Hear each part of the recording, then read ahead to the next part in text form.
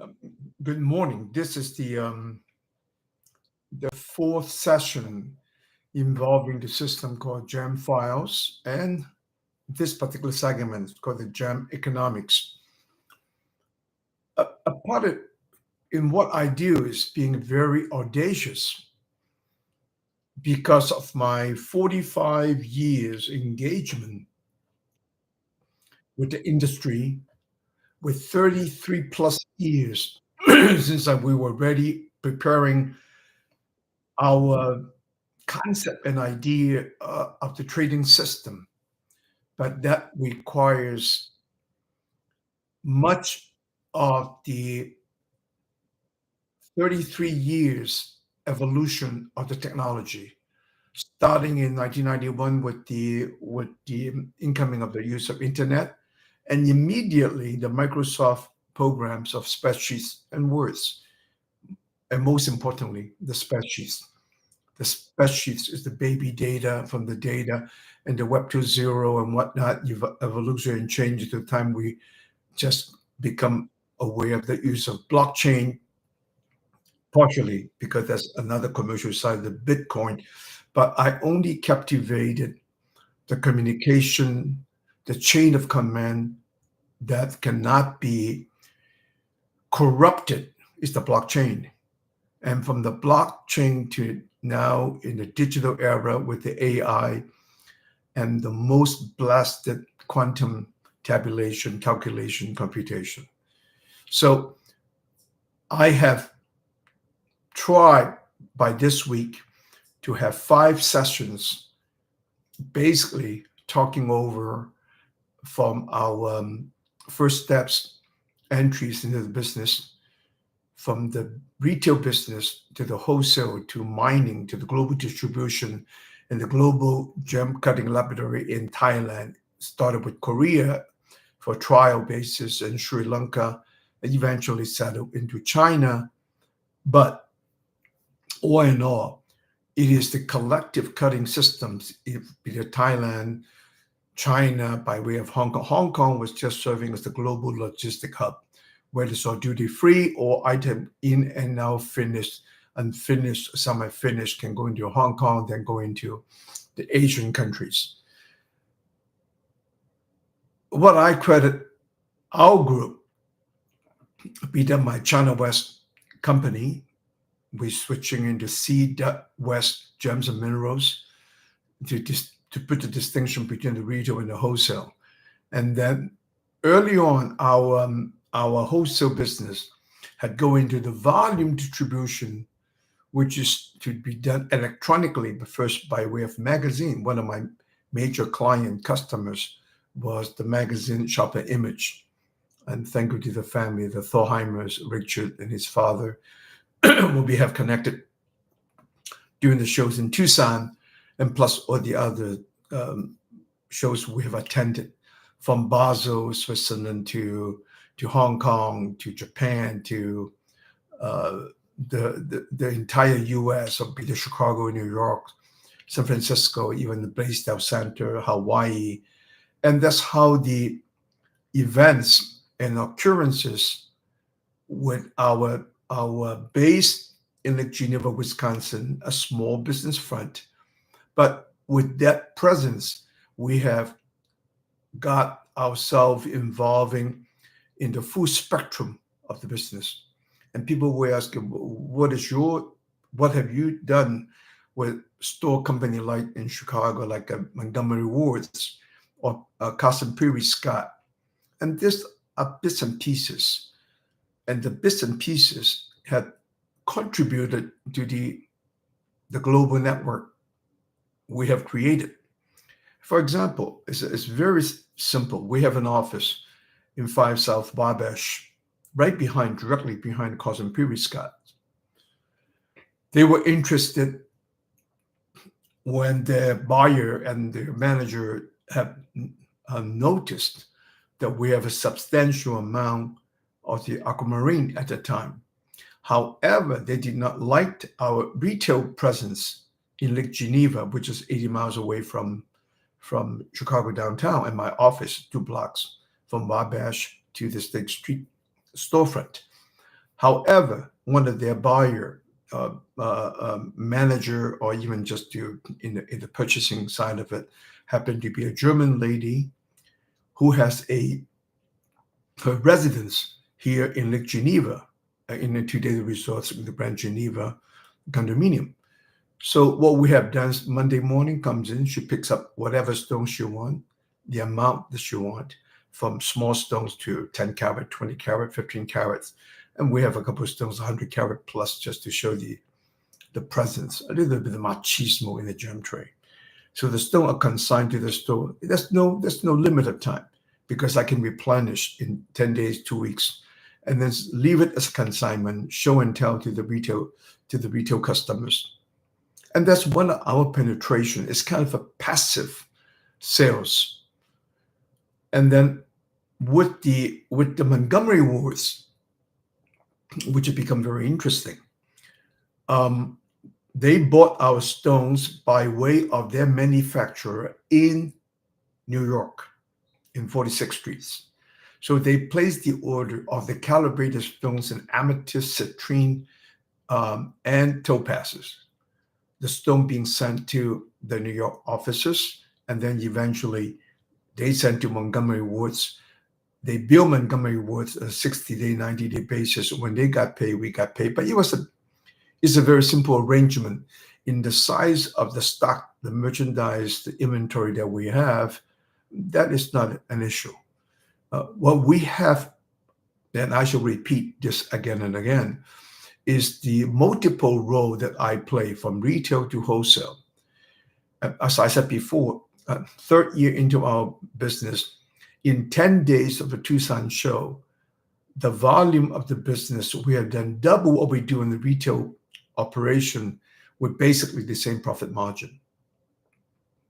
This kind of a gradual vertical integration from retail to wholesale, or the volume sales to the U.S. market, eventually to Asia, to Hong Kong, and Hong Kong into Korea, into Thailand, and then the joint venture we have with Sri Lanka, because my partner at that time, they claimed they had tremendous amount of white topaz. And after a couple of testing on the irradiation of the white topaz, the stone did turn color. And the cutting in Sri Lanka, because the influence by India, because the influence by the Thailand, or the whole Asia. As I started, I forgot, 82, 83, the first gem show in Hong Kong. Not me alone, but the 26 exhibitors. That was the part of the momentum that raised the semi-precious stones into the Asian market. And all of this in the expression of the Gemmeconomics. I will continue every presentation here today. By next year, we might be able to insert table and graphics, which I have all in my development Canva. Okay, I suggest people who like graphic, your children, do your advertising, do your political cynicism, sarcasm, or satires. I use it for many, many fronts, including in the area of the Gemmfiles system, also in my development of the book, The Pedagogy of Conscience. And so I have this multiple front of engagement, but this week I have taken time for this 5 sessions per request by one of my friends and pals to tell more about the past and present, the economics of the industry, the Gemmeconomics, into the future. But without the forward thinking in the ambience of the artificial intelligence, and in my day-to-day use of ChatGPT, how this interaction with the ChatGPT had grown my development with all this work in a very much accelerated manner. And in my use, another capture of the AI is called accelerated intelligence.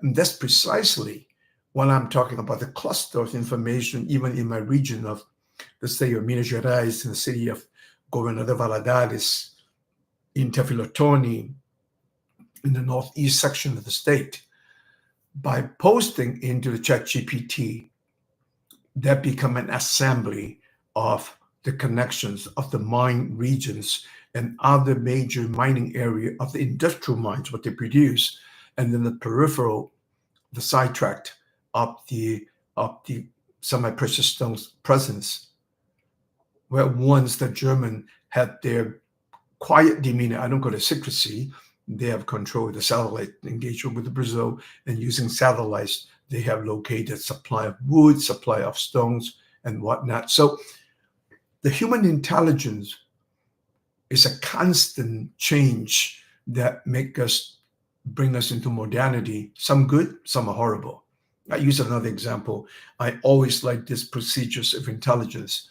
The Romans had control. The Romans destroyed the barbarians. They destroyed the highest civilization of the Egyptians because they have grain, they have water, they have supply, versus in the size of Italy today, in Rome in the era, even in the part of the Etruscan area, in a part of present-day Florence, they don't have the kind of land, the fertility, and the size production from Egypt. And the Roman take pride of their development in use of their plows and whatnot in the agricultural development. Well, not until the Germanic tribes, be that they have learned from the Romans with the production of the agrarian trade, the tools and whatnot. Well, when the Germans learned that they can burn down using the abundance of wood and produce larger wear of the ironware to make their plow and whatnot bigger, the Germanic tribes, it turned it into a weapon, has surpassed the Italians or the Romans eventually. In another sense, going back a little bit of history, I'm not here to, when you question history, when you question raise a Roman Catholic, we keep our distance from the Old Testament. But you talk about the entry, the massacre, the genocide committed by Moses, to quote, promised by God, mass murder of the Canaanites, as the land were promised by their God to the chosen people. Based on my research one more time about the Philistines, everybody knows about the giant David and Goliath. And the Philistines, even by sound, Philistine, Palestine, whatnot. And after I've done much research about the presence of the Canaanites, I just take two basic tribes. I call them tribes, but they're ethnic groups. First, the Philistines. According to what I have researched, the Philistines or the Palestinians came from the origin in the Greek island, where they also have introduced a converting of the Bronze Age into the Iron Age. Imagine the first group that developed, hard metal weaponry. And how can they be the weakling or worse than this migration of the once people from the region of Judea, so their name, Palestine, enslaved into Egypt and came back to the land where they belong? The second question even had puzzled me tremendously is about the Phoenicians. The Phoenicians are present-day Lebanese. In fact, they are just being slaughtered by the Israeli military today. My father went to school in France. We have many friends of the Lebanese extraction. From France, they also, like my dad, emigrated to Brazil. From Brazil, we have the bond between the exposure to the Lebanese, who were also many of them Roman Catholics. because of whatsoever influence. When I'm looking back at the Phoenicians, Lebanese, and how they developed, just one factor, the purple color dye from the shorelines in that part of the Mediterranean, and how they have become the best merchant in the entire Mediterranean, from the transports with the cypress wood to the winemaking, and with the development of the outpost of the Phoenicians. First, we can talk about Cartagena. Then we talk about Cadiz. We talk about the islands in Corsica, in Sicily, in the entire Mediterranean region have all the outposts of the Phoenicians. And one of the most brilliant military strategists in that era of the wars, Hannibal, with their conflicts with the Romans, his strategy in taking the elephants over the Alps to enter into Rome, it's not a matter of winning or losing. We talk about imagination, the navigation. The Phoenicians could have their other ocean ventures above and beyond Mediterranean. Our mind kept floating, fascinating, imagining the entire Mediterranean area. The languages were developed, including how the Phoenicians had built the naval fleets of the Romans, and how horrible the Roman had done to decimate the presence of the Phoenicians, Carthaginians, by putting salt into the cities, destroying all the agricultural lands in the region. So when we are talking about our business, and we're talking about the the influx of people and the cluster of the people, as I'm talking about, I take pride of the Chinese civilization, which out of the 4 old civilizations had last and it continues. And our written language have a history of 3,300 years since the era of Shang Dynasty. Not to off the beaten track about gemstones and minerals.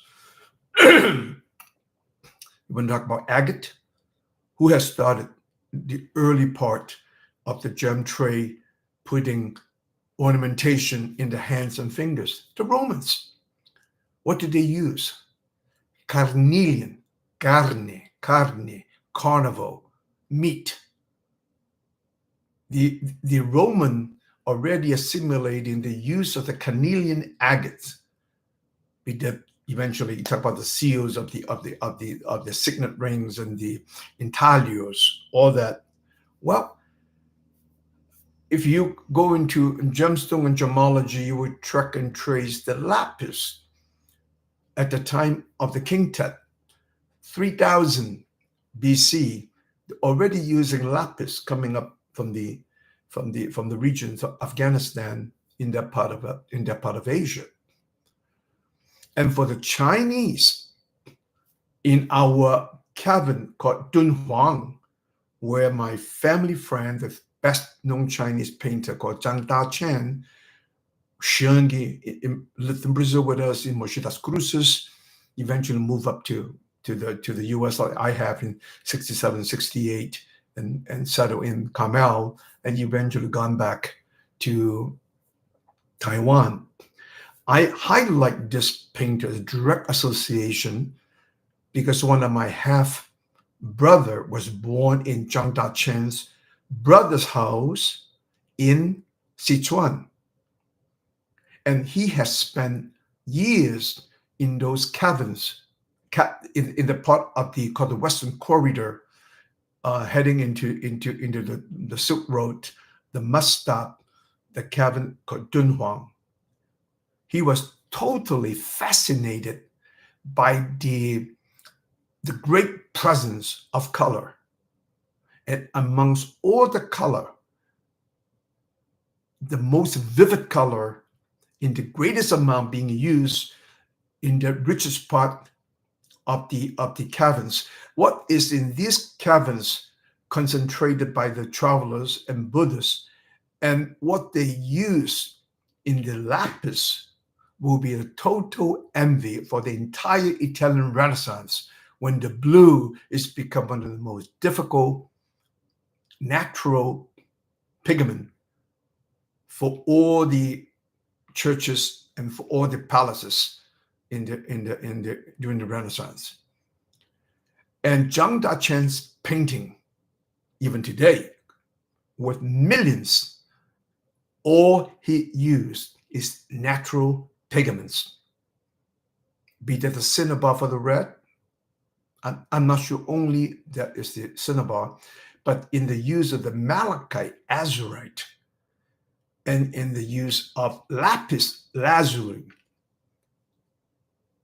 on the grinding of the ingredient and the mixture of the water versus the Italian mixture with eggs, egg whites, and other components. So gemstones and minerals, for me, is above and beyond our buy and sell, dropping a bag of 50,000 carat of amethyst, collecting 200,000 plus from Hong Kong, from Thailand, Korea, US, and whatever.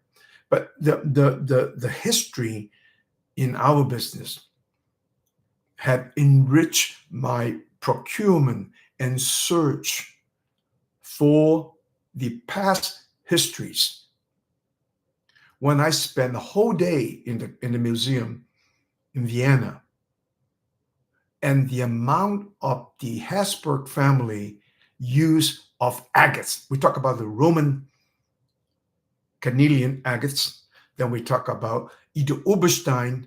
At one time, when we talk about carvings, how much I admire the Germanic carvings, the Italians just give me a little shitty grin in the face. Yeah, right. The Germans, yeah, they used to carve our seals.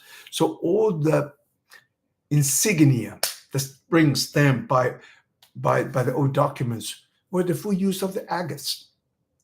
And by God, we talk about billions and billions of kilograms of agates in Brazil. If not for commercial reasons, I would have the greatest fascination with the color, the formation of the agates in Brazil. I look at the agates, is almost every day I see a nova star being born in the sky, showing the pictures. I live in Williams Bay. We have the famous Yerkes Observatory. So thinking, imagination bring us into the subject matter to now the global economics about this business. It's a business of chaos. It's a business of many embezzlement, including the stealing, thieving of the biggest diamonds in the world. And not until today, when we are facing the technology in front of us with artificial intelligence, with the use of acceleration of intelligence by way of the computer, by the computation, by the algorithm, quantum calculation. Just give you an example. I just put a test on the Facebook under the conscientization, speaking of the pedagogy of conscience. Once I click and post, the response with a very clear picture in segments by GPT, I got it in less than 5 minutes. Yes. Who is GPT? Who am I dealing with? Artificial intelligence. So if you want to make it more personal, I have my fun. I have since named GPT to be George, Peter, and Tom. Those are my three buddies. It is almost impossible from any one of you who have engaged, who are still engaging in the scientific research procurement of knowledge. Now I have three buddies. For some people say they're not person. On the contrary, they are smarter than person. Because of what I'm describing, maybe this will be a future language. When I have the constellation or the bits and pieces of the history by approaching my extended language into ChatGPT, they are being able to conjugate, format into a visual document, no less than you're looking into all the Chinese digging now, especially Chinese are hunting very much about the part of history which was not written in 3300 BC or the Shang dynasty, the dynasty for the Zhou dynasty and Confucius and the Warring States, is the dynasties of the Shah and older history where we have the evidence with jade coming from my province, Zhejiang, near Hangzhou, called the Liangshu. They have found jade and ceramics, not porcelain, but ceramics with symbolisms that are very close to the oracle bones, but they cannot determine and to qualify by the Western standard of the era of the dynasties before Shang. So what is absolutely fascinating in the exploration, even touched with our up and coming, potentially very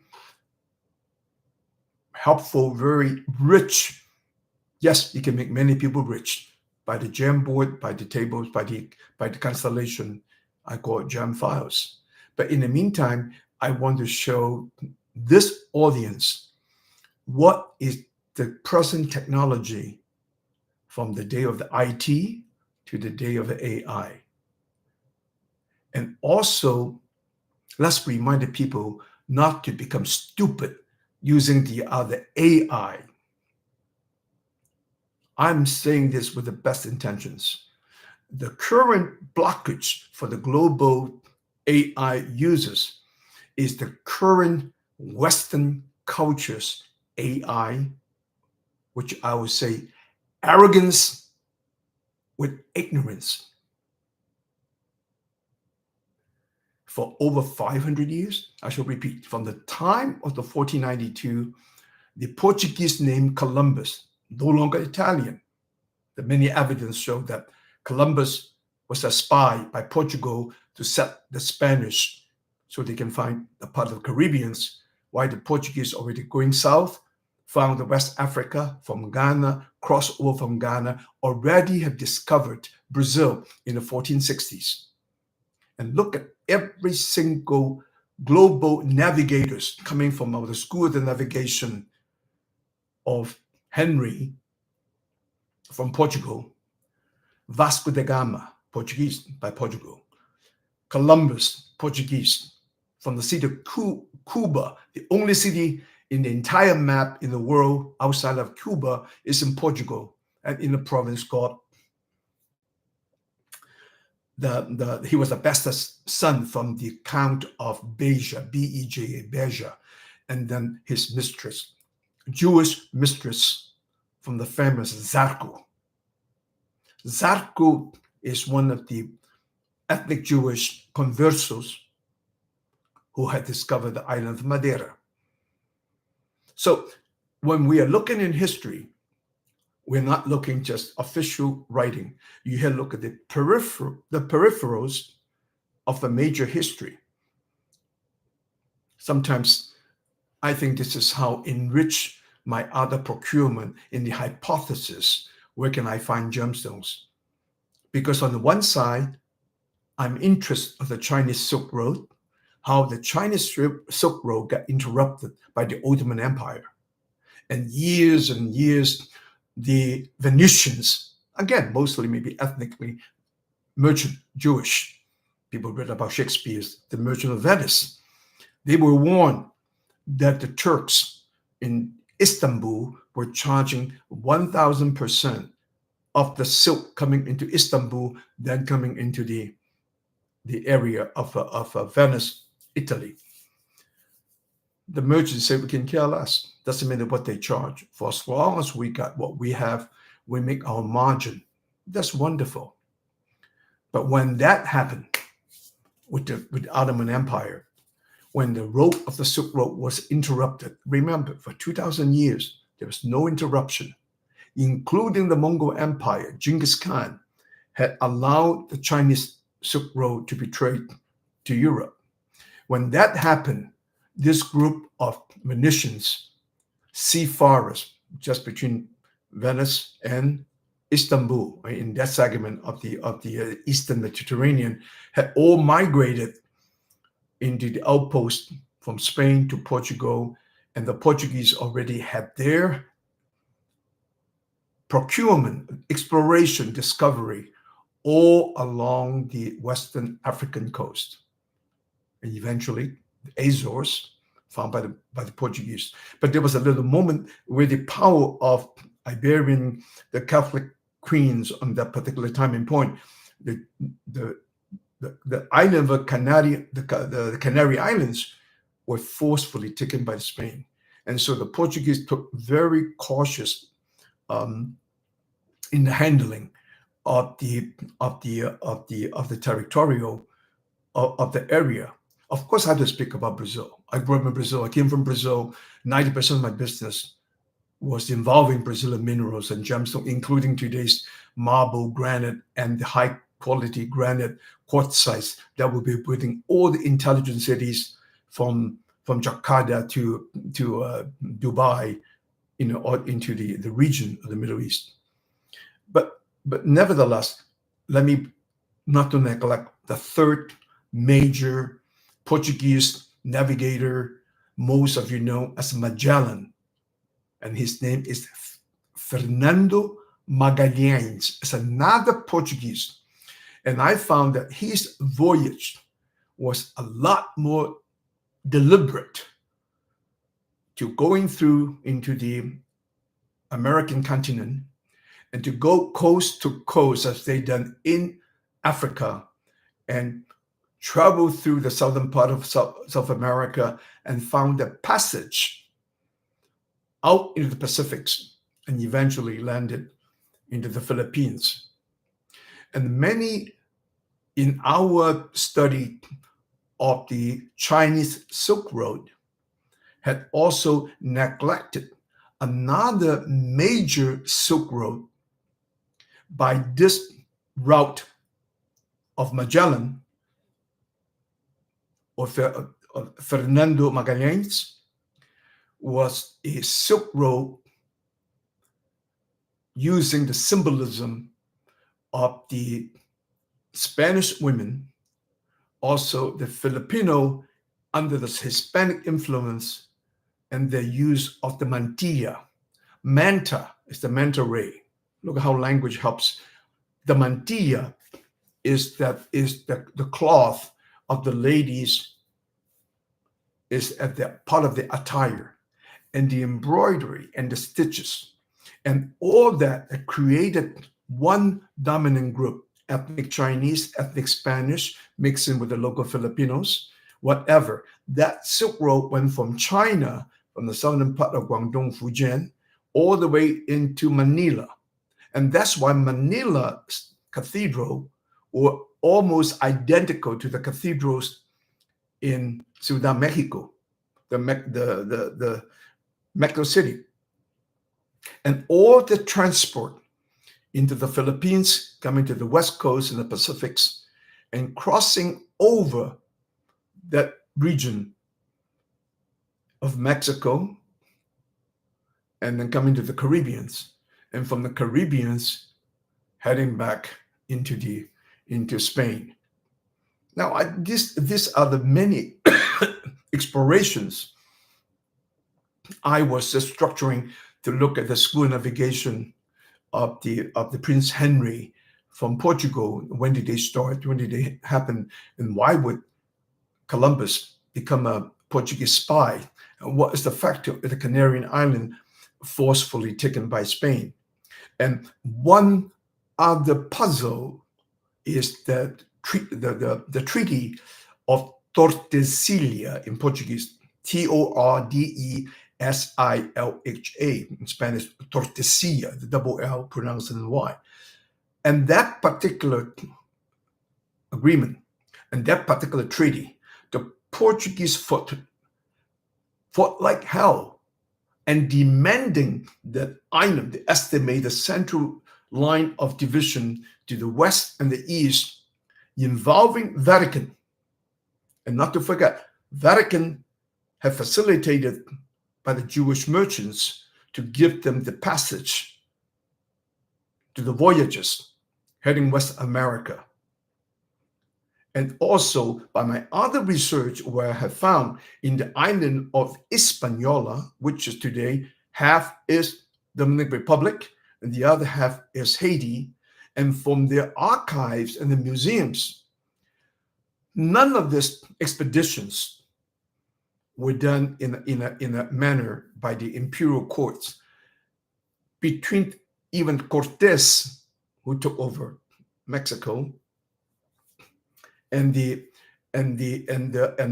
venture into the income, just not to having my paper next to me, all this expedition were negotiated on the island of Hispaniola then.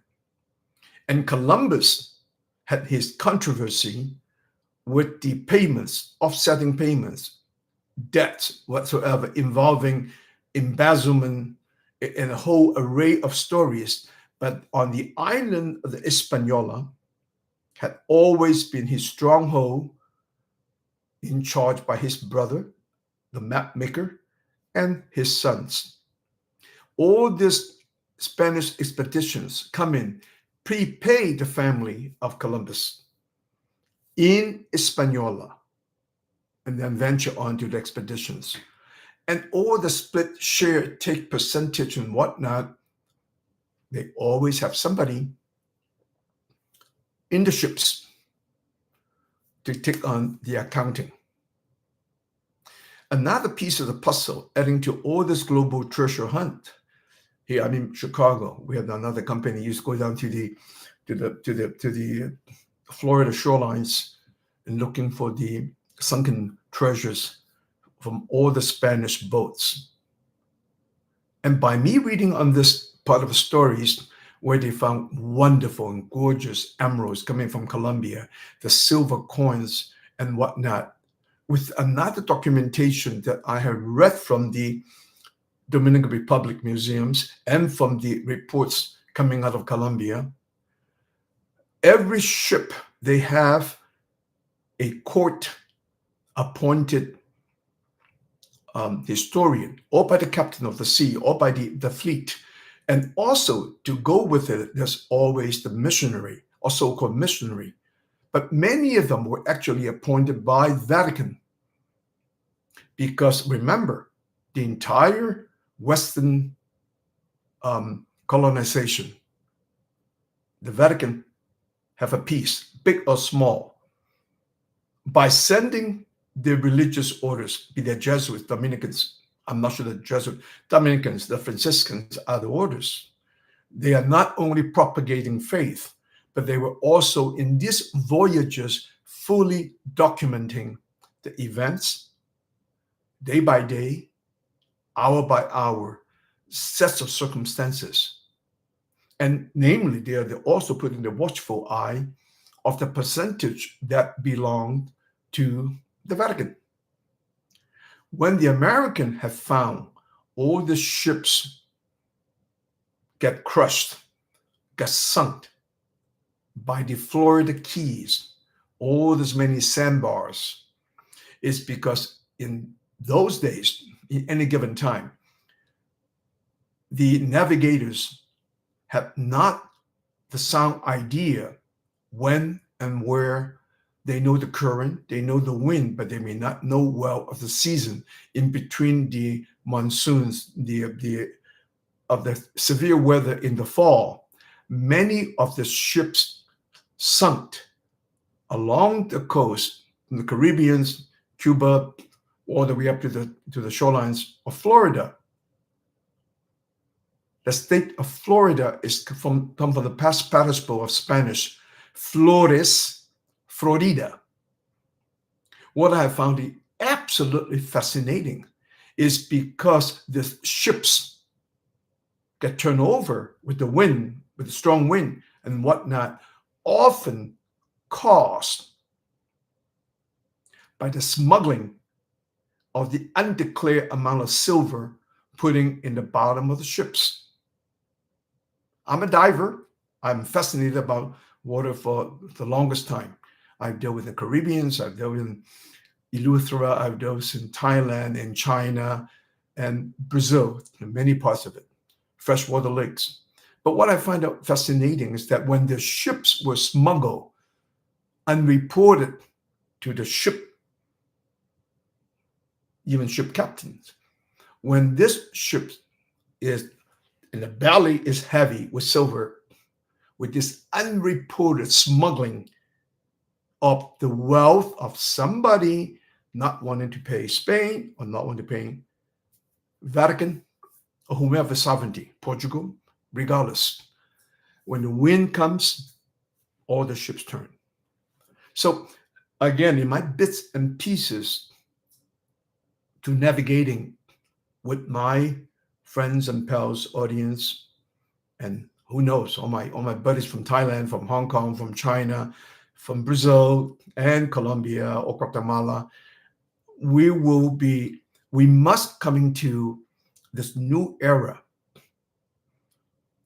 with the AI and with the support of the documentations, data.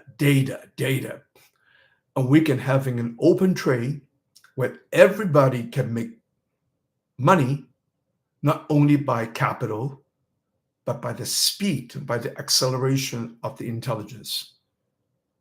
And that's why I am so confidently to open up the Gemmfiles to the public like yourself, or like those of my friends, and mainly to my dear friends from Brazil or the garimpeiros. Because for me, without that open trade, with a certain risk, without the open buy and sell and travel, I could not have created in 45 years of my life of a beautiful life passage with learning, with the languages, with the regional adaptation, with my entry into China, into my purchasing of different stones, the presence rise up in the horizon with the Paraíba tourmalines, with the, I always hated garnet, but once the rhodolite garnet coming out from Africa in a thumb-sized big stones, they are prettier than the pink tourmalines. So what life is fascinating.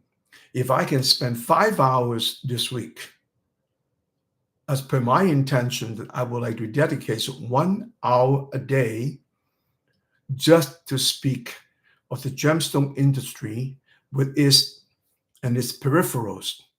Why would a man like me, who have received my master's degrees, coming up developing a global theory about the psychology round and square, and plunged into the industry? And afterward, that is the fascination where I can fully engage in the multicultural world, in the multicultural disciplines, and where I have learned after 45 years, I am still contributing to the field of human psychology. And coming into the era where I can see the psychology round and square will fit in to the pedagogy of conscience, not to defy what I am growing up educated by the Roman Catholic education. But what is in consciousness has nothing to do with religion. And because of the religious background of the West, I repeat, the four religion or monotheist, and they put into Judaism, Catholicism, Protestantism, Islamism, and by the same point of references, they judge, they label the Chinese teaching the language of the heart, which is conscience, by way of the Confucius, by way of Lao Tzu, which is by one of the most ecological discipline you can find in the world naturally, and the teaching of compassion by Buddha by way of India. They put the ISM behind them. They all become religion. And in actuality, conscience coming to part of thinking of man, enrichment of our thinking, allow us to think objectively. And with the affective domain coming out, we have the cognition, intelligence, we have the emotive. But what comes in the middle is the affective. We do it by pleasure, the pleasure in being a good human, because conscience teaches human kindness. And it's a double effect. In order to be kind, you have to be good. You cannot be kind, a genuine kindness, and be pretentious, to be false, to sabotage, to manipulate, to try to cheat, lie, and whatnot. So the idea about consciencology, which I have formed for the school of Wang Yangming in the 1500s, where I continue using in my platform in Facebook called Conscientization by Paulo Freire from Brazil. Why? Coming from my sense of gratitude. Without Paulo Freire's conscientization, vaguely, I cannot put his education formality relinking to Wang Yangming. Without Wang Yangming, I cannot relink to the 500 BC, in that same era of the Greeks and the Chinese, and their handling of the human principles and values. All they were talking is conscience. Conscience is not a methodology. Conscience is not something mechanical. You can get a degree with your conscience. As a matter of fact, I would love to receive all the doctoral degree with all these many bellicose, war-driven doctorals, such as even Henry Kissinger, Condoleezza Rice in the American rank and file. How many PhD, how many schools, how many institutes are trying to make war into a profit, but by the blood and death of others. So part of the reason I am sharing this is also my own advocacy. And in this 45 years engagement with the gem trade, I have seen on ups and downs, rises and failure, false pretensions. How many people in our industry talk about one time a group of company finding some purple stones in Africa, the name is sugilite, and cooked it up to a price, a high demand. How many people trying to make up names for items that are creating a false demand? Well, this you can not to blame, but you can put back to the biggest propaganda business in the 30s by name of Edward Bernays, ethnic Jewish, the blood nephew of Sigmund Freud by his wife Martha, had the entire American bamboozled with the idea of exploring the human sexuality and the sexual dynamics of the Sigmund Freud with the part of superego, ego, and ID. So in this passage, I have no qualm mixing a little bit of my other speaking and writing about human conscience, consciencology, and the conscientization of Paulo Freire. I hope there will be a future called consciencological civilization that cannot be destroyed by anyone, because no one can afford to destroy if using China as one of the leader in the consciencological civilization. With all the nuclear arsenal we have on hand, be that the Russians, the US, even Israel, never spoken, have their nuclear arsenal. France, Britain, Great Britain, whatever arsenal we have on hand can blow up this planet 100 times. So very simple. What the F for? Do we have to learn to be good human because we are frightened with the bombs, because of the mutual annihilation and destruction?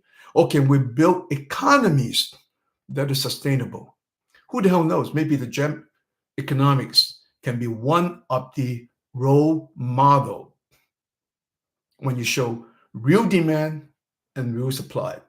When the real demand comes, when you talk about the synthetic diamond from China, when you talk about the Russian diamonds from South Africa, from my region of the Amazon, that meaning Colombia, Peru, Brazil, Venezuela, and also in the Guyanas, when all this diamond can be put forth on a table on a daily basis and demand supply, maybe the demand will be higher than, maybe the supply will be higher than demand, but let the natural arbitration of what we want.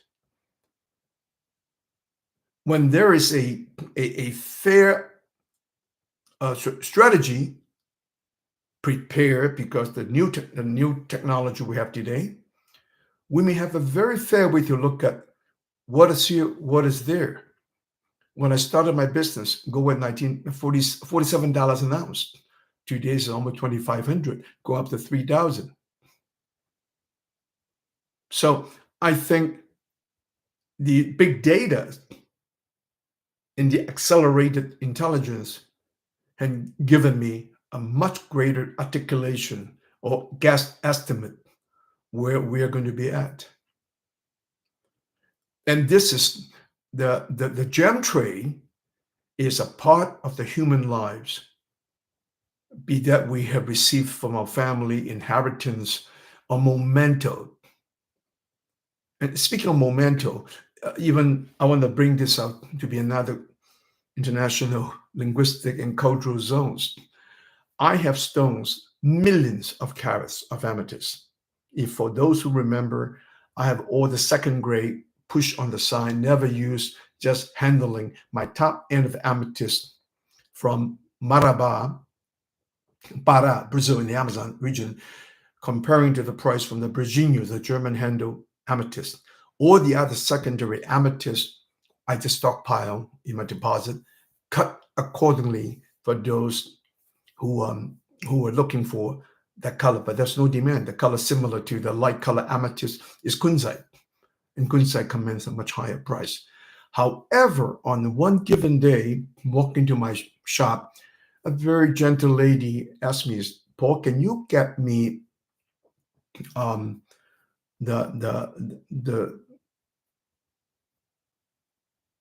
this particular stone, very very dear to us." I said, "Where are you from?" He said, "Well, we're from the Alsace-Lorraine region of France, a border between Switzerland." So for those who understand, I learned another language. Most of the German shepherds on the high breed or the best breed coming from, called the Alsatians. So I keep showing her stone, amethyst. I have tons of them, trays and trays. And she said, no, not this color. Finally, one light color stone showed up on a carved animal. She said, that is the color.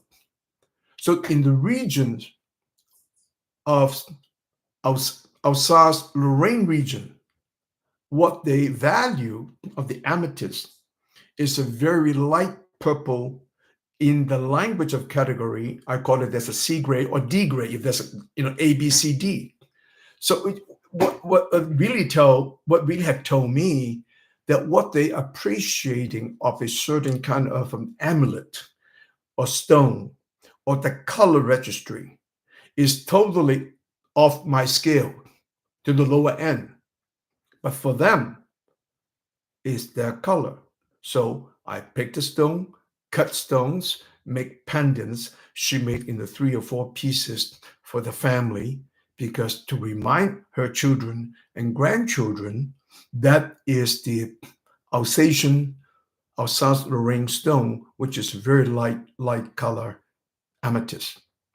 On the contrast, the deepest stone we found in Uruguay from Artigas used to be called Siberian. So in all that we do, we continue to enculturate, we learn from what and why. Another story, when I'm cutting my stones up in by the Burmese border in Mesai, in the town Mesai, next to Chiang Mai, northwest of Thailand. On any given day, was a region known that people traffic in and out of Burma carrying jade. So I was invited one day to look at a bunch of Chinese from Hong Kong coming to make their jade purchase. And in general, unless you're invited, you don't want to be involving in what they do on the table, off the table. We say hello to each other. I was invited to dinner. We say hello. I said, well, I have a permanent place here. I enjoy my stay in Mesai. So next day, they have departed. And the same people were selling to this Chinese. One of the Burmese groups walked by my business and say, hey, Mr. Yi, you care to look at some jades? I said, well, since I have not put myself in that area of expertise, but I said, I'll take a look. Then she opened up the parcel, 5 stones. But they were not the, quote unquote, traditional, the value system of the Chinese. They want how thick in the capuchon, the dome, and how much of the oval, perfect, imperfect, or something called the pillow, where they can using, or like a horseback settlement. I know all that because just by exposure, by involving in the jade trade. And why he's keep talking, but this stone, this stone, this stones, they're normally sell, if they were a little bigger and thicker, a better form, we'll be selling for 1,000, 2,000, 3,000. There were 9 stones. I said, you mean to tell me these 9 stones can fetch $20,000, $30,000? I said, yes. The Chinese rejected them because they're narrow, they're skinny, they're, off shape. I said, I'm not in this business. I'm just curious. What would you do with these stones? So, well, we don't know. We look at this as a kind of like a reject, but who knows? A secondary market, recut it to the smaller sizes, but most people don't want to do. And guess what? At the end of the conversation, I bought the entire parcel of 9 stones for $3,000. Since I did not bring money into the region in Mesai, because I was warned by my partner, do not bring your passport. Lock your passport in your Bangkok hotel or the office you use, because there was a lot of infiltrated American intelligence agencies, CIA, FDA, because the region also is all the multiple, the opium field, the smuggling of the opium. But that's part of the scenario. You always, you're next to Colombia, you're next to other area linking to the gem trade. So I asked him, I said, if you will follow me back, I'm leaving tomorrow, flying down to Bangkok. I will pay for your fare. Take bus is 100 and whatever. He said, I'll meet you at your hotel. So what I done, as we do in the gem trade, I look at the entire parcel, seal it with a tape, sign it over. In other words, between now and tomorrow, I'll open my package.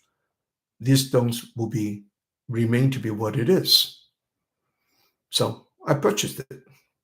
And a week later, I landed in Hong Kong to some very common friends, Chinese from the US. And the one young lady look at my parcel, 9 stones, and say, look at the bigger stone and say, wow, this is wonderful. They were shopping. They were, of course, they were shopping for jade. I said that I cannot even tell you what price. But however, not to be cunning, you can give me an offer. The largest stone in the parcel, she offered me $3,500, paid for my entire lot of 9 stones. This is part of the packaging, the understanding of the gem economics. From the Alsatian Germanic light color amethyst, it meant a great deal to this lady coming to my retail shop. And when this package of jadeite coming in from Burma into Thailand to the border town where I was, there were no other buyers demanding the off size, the traditional size and shape by the Chinese culture. I picked up the parcel of 9 stones for around $3,000. I sold 1 stone in Hong Kong. 2 weeks later, recuperated my entire parcel. This is a part of the story that we'll continue to share, and how we can, if we can incorporate what we know today, what we have learned in the years past, and how we can interface into the future trading with the platforms like Gemboard, Gemdex, and the eventually our own domain in transactions, bank accounts, the Gem coin, and where you can actually directly purchasing maybe our own minting gold coins in the system. If you don't want to, if your currency is suffering losses, you can anchor your purchase with precious metals. Who the hell knows? I may even print a coin of Che Guevara in gold and silver, so you can make that purchase, just to be a little antagonistic to the quote unquote the current world. Okay, see you in the next presentation. Have a good day.